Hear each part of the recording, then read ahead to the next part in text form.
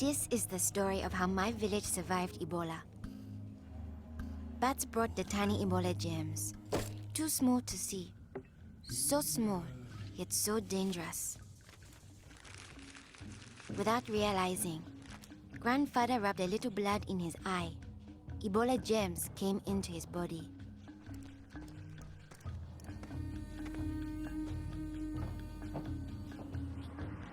Days went by. Then Grandfather got a terrible fever and weakness. We thought it was malaria, but he was soon much worse. He had vomiting and diarrhea. His fever got even higher. I ran to get the nurse. But Grandfather had already died. I was heartbroken. The nurse thought it might be Ebola, a disease caught from bush meat, but which spreads from person to person. Others in our region had already died of this new disease. Unless we understood the disease and followed their rules, it could spread further and kill many more people. She explained that Ebola was in the body fluids of someone who was sick or had died of Ebola. Their sweat, tears, mucus, saliva, vomit, diarrhea, urine, breast milk, sexual fluids, and blood. When we touch a sick person's body fluids, the Ebola germs can get into small breaks in our skin or into our eyes, nose, or mouth. The Ebola germs spread into our body and make us sick.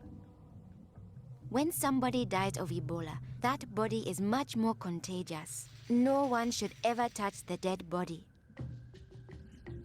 The nurse advised us to wash our hands with soap and water right away.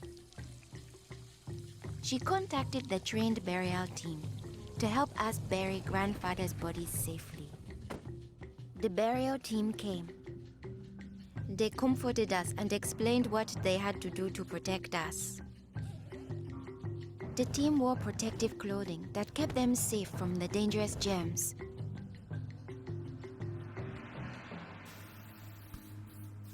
They sprayed Grandfather's room and his body with chlorine to destroy the Ebola germs. They put his body safely away in a bag. To prevent the spread of Ebola, no one could touch the body of anyone who had died with signs of the disease. They also burned his mattress, bedding, and clothes, anything that might have his germs. All these actions made us safer.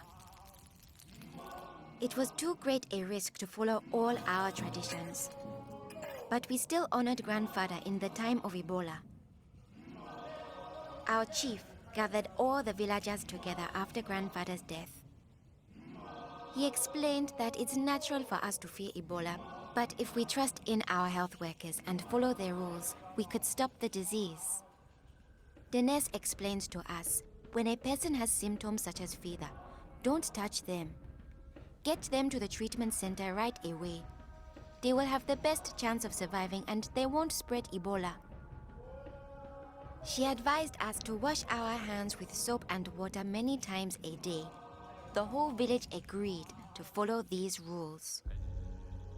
Since we all had close contact with Grandfather, we were at risk of getting Ebola. We had to stay home. A health worker visited us every day to see whether we had fever or signs of sickness. We would show signs within 21 days if we had Ebola.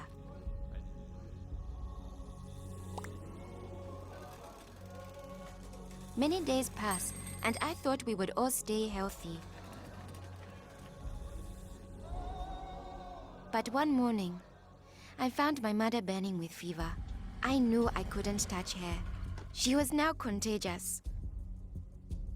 My father came in. He told me he was taking my mother away to our uncle's house in the nearby village. He was afraid to take her to the treatment center, afraid he'd never see her again. I knew I had to stop them. I was young, but I stood up to both of them. I told them if this could be Ebola, she must go to the treatment center right away. We needed to trust in our health workers to save her, save ourselves, and save our village. I saw in their faces that they understood. Running away would only lead to more death and suffering. My mother tested positive for Ebola. They found her a bed. At first, the health workers looked scary, but I knew they wore the suits to protect themselves. And inside, they were normal people like the nurse. They took good care of my mother. They gave her fluids, medicine, and food, and helped her body stay strong to fight Ebola. I missed my mother very much, but I could still talk to her on the phone. Sadly, some people in my village didn't survive, but my mother got better day by day. Soon, we were able to see her from a safe distance. One day, the nurse announced that my mother would live. Now we were safe to hug and kiss her. It was a day to celebrate. Our village followed their rules. We trusted our health workers, brought us sick for care right away, called for the safe burial team when one of our people died, and we always wash our hands with soap and water.